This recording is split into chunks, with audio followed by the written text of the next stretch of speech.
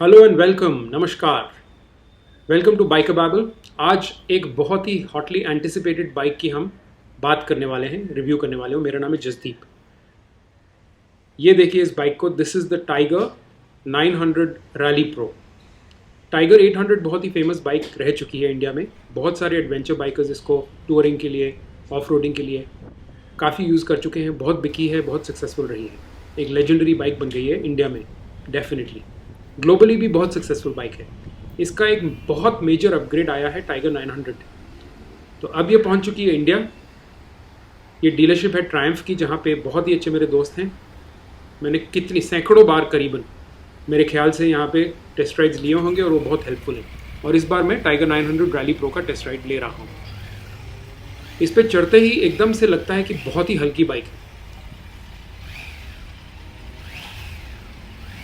मैं बहुत ज़्यादा एग्जैजरेट नहीं करूँगा अगर मैं कहूँगा कि करीबन ऐसा लगता है कि आप हीरो एक्सपल्स पे बैठे हुए हैं थोड़ी देर बाद। ये अजीब बात आपको लगेगी क्योंकि हीरो एक्सपल्स कहाँ और टाइगर कहाँ, लेकिन मैं लाइटनेस की बात कर रहा हूँ, निम्बलनेस की बात कर रहा हूँ। बहुत मैनेजेबल बाइक है। ट्रैफिक में इधर उधर घुसना बिल्कुल आसान है। मैन्यूवरेबल है, कहीं से भी आप इसको निकाल के ले जा सकते हैं। तो इसमें ये बहुत बड़ा फ़ायदा है क्योंकि एडवेंचर बाइक्स टिपिकली जो होती हैं उनका आगे का चक्का जो होता है 21 इंच का, उसकी वजह से काफ़ी मुश्किल लगती है इसको मैन्यूवर करना, और भारी भी होती हैं अक्सर। ये तो बहुत लाइट बाइक है। मेरे ख्याल से इसको एडवेंचर बाइक कहना गलत होगा और ये स्पोर्ट्स बाइक जैसे बिहेव कर रही है। तो ये एक बहुत फ़ायदेमंद बात है क्योंकि अगर ये बाइक आप कहीं पर भी ले जा सकते हैं इंडियन कंडीशंस में, ऑफ रोडिंग के लिए ले जा सकते हैं, टूटी फूटी सड़कों पे ले जा सकते हैं, स्पीति लद्दाख पहाड़ों में जहाँ ले जाना है ले जा सकते हैं, गाँव की सड़कों पे ले जा सकते हैं। क्योंकि वैसे तो ये एडवेंचर बाइक है, 21 इंच व्हील आगे है इसका और सस्पेंशन भी बढ़िया है, लेकिन ऊपर से अगर ये स्पोर्ट्स बाइक जैसे बिहेव करे शहर के अंदर और सड़कों पर, तो फिर और क्या चाहिए। और किसी बाइक की ज़रूरत ही नहीं। Very flickable. This I cannot believe is an adventure bike. It feels like a sports bike. It's really nimble, very light, goes in and out of traffic. You can't even remember that you have a 21-inch wheel up front. तो ये बात नई tiger 900 में तो बहुत ही अच्छी है। बहुत हल्की हो गई है, 5 किलो पिछली बाइक से कम किया है, लेकिन वज़न और भी कम लगता है क्योंकि इंजन को जहाँ माउंट किया है वो थोड़ा आगे और थोड़ा नीचे किया है। उससे बहुत फ़र्क पड़ता है। आप खुद चला के देखिए, आपको ऐसा महसूस होगा। मैंने Z900 और निंजा 1000 SX अभी टेस्ट राइड की थी हाल ही में, और उनसे भी निम्बल लग रही है क्योंकि उसका पोजीशन जो है काफ़ी ऊंचा है और हैंडल बार्स वाइड हैं। तो शायद मेंटली ऐसा लगता है कि आप इसको बहुत आसानी से ट्रैफिक के बीच में से ले जा सकते हैं। जजमेंट बहुत अच्छा रहता है। बात रही इंजन की। इसका इंजन जो है टाइगर 800 का तो बहुत फेमस था, एकदम बटर स्मूथ इस इंजन को बोलते थे, और बहुत ही एकदम स्मूथ था। High raving, free raving engine था।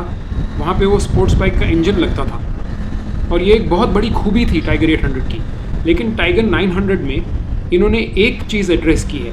लोग कहते थे कि टाइगर 800 के इंजन में लो एंड ग्रंट जिसे बोलते हैं वो नहीं था, मतलब नीचे RPM में पावर नहीं था। उसकी वजह से ऑफ रोडिंग में कुछ दिक्कतें आती थी लोगों को, और इसका पीछे का व्हील स्पिन अप हो जाता था बहुत जल्दी ऑफ रोड कंडीशंस में। टाइगर 900 में ये इंजन को बदला गया है और इसमें कुछ फायरिंग ऑर्डर के चेंजेस किए गए हैं, जिसकी वजह से लो RPM पे भी काफ़ी ग्रंट है इसमें। तो वो काफ़ी ऑफ रोडिंग फोकस्ड बाइक बन जाती है। और फिर भी ट्रिपल सिलेंडर इंजन है तो हाई रेविंग नेचर रहता है, लेकिन कुछ हद तक वो स्मूथनेस इस बाइक में से अब चली गई है।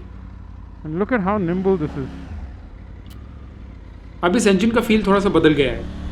एक अलग तरह की फील आती है, थोड़ा सा रफ एज्ड। इसको डिस्क्राइब करना थोड़ा मुश्किल है, लेकिन आप राइड करेंगे तो आपको पता चल जाएगा कि थोड़ी सी वाइब्रेशंस हैंडल बार में आती हैं, थोड़ी एनर्जी, थोड़ा गुस्सा लगता है। और इसकी एक दहाड़ सी आ गई है। एक विसल होती थी पहले, सीटी सी बजती थी टाइगर 800 की, वो सीटी है, लेकिन अब एक दहाड़ साथ में मिल जुल गई है। 4-5-6,000 RPM के आसपास हैंडल बार्स पे काफ़ी वाइब्रेशंस हो जाते हैं, जो कि पुरानी बाइक में बिल्कुल नहीं थे। तो ये इंजन में और बाइक में कुछ जाना पहचाना तो लगता है, लेकिन कुछ काफ़ी अलग भी लगता है। एक नई बात जो इस बाइक में है, जो काफ़ी बढ़िया बात है, क्योंकि काफ़ी लोग पुरानी बाइक लेके काफ़ी परेशान रहते थे इसको लेकर कि अगर कहीं पंचर हो जाए तो इसके ट्यूब व्हील्स की वजह से बहुत परेशानी होती थी। लेकिन अब ये ट्यूबलेस टायर्स के साथ आती है, तो अगर आपका पंचर हो जाए तो बहुत आसानी से आप इसको सॉल्व कर सकते हैं। तो कोई दिक्कत नहीं है खास। नहीं तो पहले अक्सर ऐसा होता था कि नए ओनर्स बाइक लेते ही आउटेक्स ढूंढना चालू कर देते थे। इस बाइक में काफ़ी सारे नए फीचर्स हैं, इलेक्ट्रॉनिक्स बिल्कुल अपग्रेड कर दिए गए हैं, इसमें लीन सेंसिटिव ट्रैक्शन कंट्रोल, ABS वगैरह सब है जो आजकल मॉडर्न बाइक्स में अपग्रेड होना चालू हो चुका है। इसका जो क्लोजेस्ट कंपटीशन है वो शायद अफ्रीका ट्विन रहेगा। प्राइस भी करीबन लगभग उतना ही है। अफ्रीका ट्विन जो इंडिया में आती है एडवेंचर स्पोर्ट्स वाली वर्जन आती है, उसमें भी ट्यूबलेस टायर्स हैं, उसमें भी सारे इलेक्ट्रॉनिक्स हैं, वो थोड़ी इससे भारी है और ट्विन सिलेंडर इंजन है।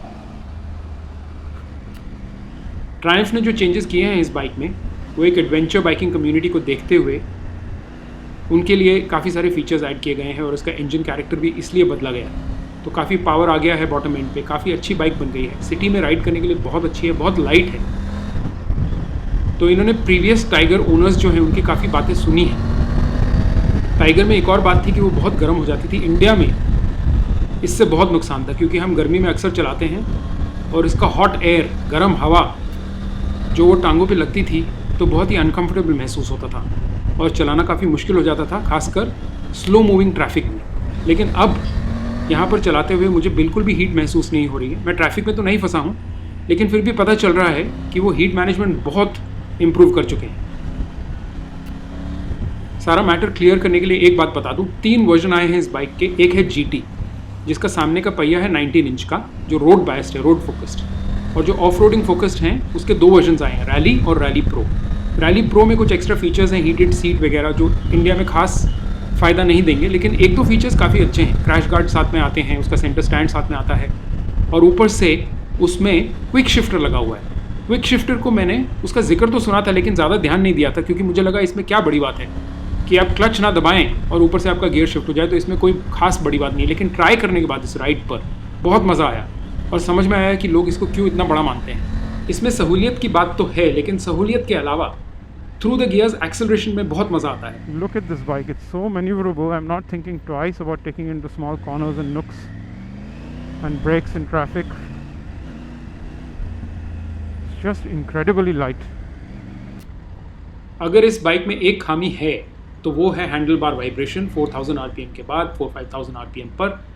What a beautiful machine. Amazing handling. Great bike. अगर आप लंबे डिस्टेंसेस जाते हैं टूरिंग के लिए तो शायद आपको वो इरिटेट कर सकता है। ये पर्सनल प्रेफरेंस की बात है, बहुत एक्सेसिव नहीं है वाइब्रेशंस। शायद इसका कंपैरिजन टाइगर 800 से होता है जो बहुत ही स्मूथ थी, इसलिए थोड़ा बढ़ के आते हैं, लेकिन हर दूसरे तरीके से टाइगर 900 बहुत बढ़िया बाइक है। एक नया अंदाज़ है, बहुत सारे फीचर्स हैं, बहुत कैपेबिलिटीज़ हैं, सिटी में चलानी आसान है, हर तरीके से इसको बहुत कन्वीनियंट और प्रैक्टिकल बाइक कहा जा सकता है। और ऊपर से ऑफ रोड ये बहुत कैपेबल है। वहाँ टेस्ट राइड तो नहीं किया, जब वो करूँगा तो आप ज़रूर देखिए, लेकिन सुना है कि ऑफ रोड कैपेबिलिटीज़ इस बाइक के बहुत बढ़िया हो गई हैं, बहुत नेचुरल लगती है वहाँ पर। तो हर तरीके से ये टाइगर दहाड़ रहा है।